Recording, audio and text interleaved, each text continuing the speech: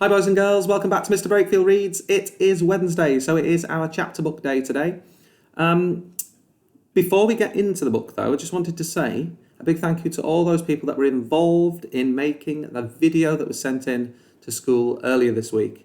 It is incredible, it's fantastic. I can't believe how well it's been put together and how much fun you clearly had doing it.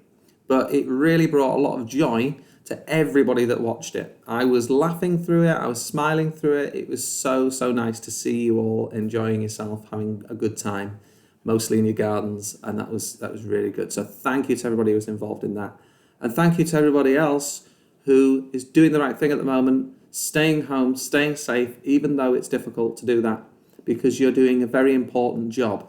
It might not feel like sitting at home or being at home is a very important job, but it really is at the moment, and you're doing a great job at it, okay? So well done, and thank you for that.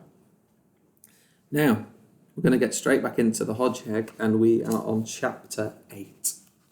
So, Max could hardly wait for the next dawn. Something inside him said that today he would at last be successful in his quest. And outside him, every one of his 5,000 spines tingled with excitement. The more he thought of his conversation with Uncle B, the more he felt convinced that the answer to the problem lay with the small humans. Their crossing place must be the safest. Follow them, and he would find it. He waited until the family were fast asleep, and then, blinking in the unaccustomed sunlight, he went along the path by the side wall of number 5A to the front gate. He did not go under it, but waited, watching beneath it. Already he had learned that you could tell the age of humans from the size of their feet, and he settled himself to wait patiently until a pair of small ones should come past. When at last they did, he was about to go out and follow, but then another pair went by, and then several pairs, and then, as the pavement filled up with school-going children, dozens and dozens of small feet went walking, dancing, skipping, hopping past his gate. There they are.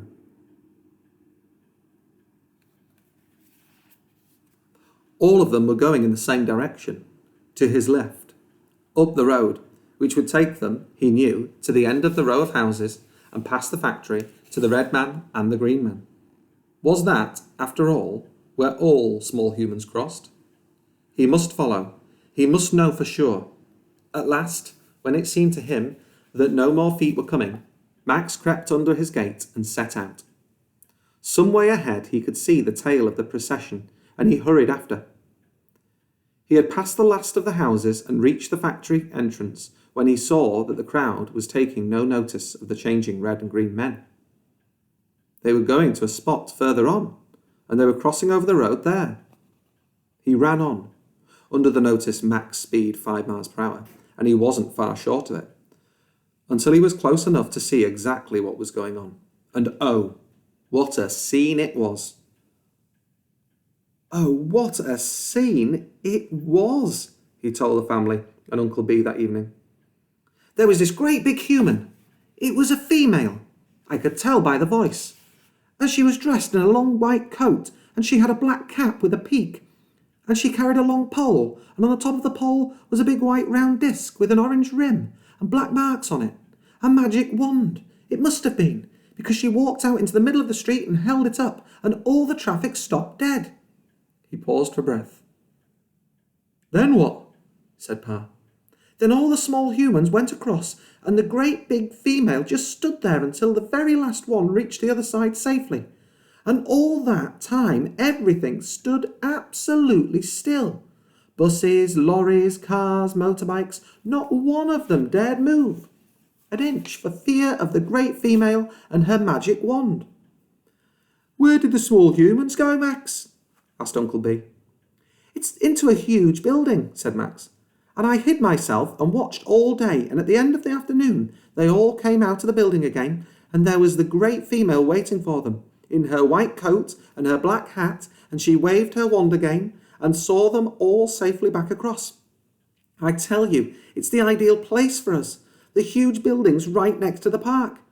Nothing would ever dare touch us if we were under the protection of that great powerful human. But I don't want to spend the daytime in the park, said Pa. Setting out in the morning and coming back in the afternoon, that's no good to me. I need a good day's sleep. You could still get that, old hog, said Uncle B. You could go over in the morning, find a nice place to lie up, under the bandstand, let's say, get your 8 hours, have a good night's hunting, and come back the following morning. Do it once a week, perhaps. You could take your wife and the girls. It'd make a nice outing. Oh, please, Pa, please, please, cried Peony, Pansy and Petunia. Pa considered this. One of us ought to try it first, see if it works, he said. And if anyone's going, it's me. Not without me, said Ma stoutly. Why not let me go, said Uncle B. After all, I've had a good long life, and if anything goes wrong, there'll be no one to miss me. Oh, yes, there will, cried all the family. Look, said Max. You don't know which way to go, how to get there, where exactly it is. None of you can go without me. Well then, said Ma, why don't we all go? I'll just show you a picture of that great powerful human that Max talked about with a magic wand. There she is. So who is she? Is she a magical being, perhaps, that protects children? I think you'll all be familiar with that image. That's a lollipop lady, isn't it?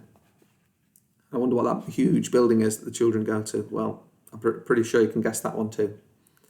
Anyway, for now, we're going to leave it there. But on Sunday, it's going to be our very last chapter.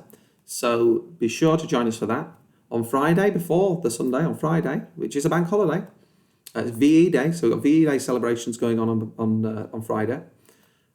We have our picture book day as well. So I will be back for that on Friday.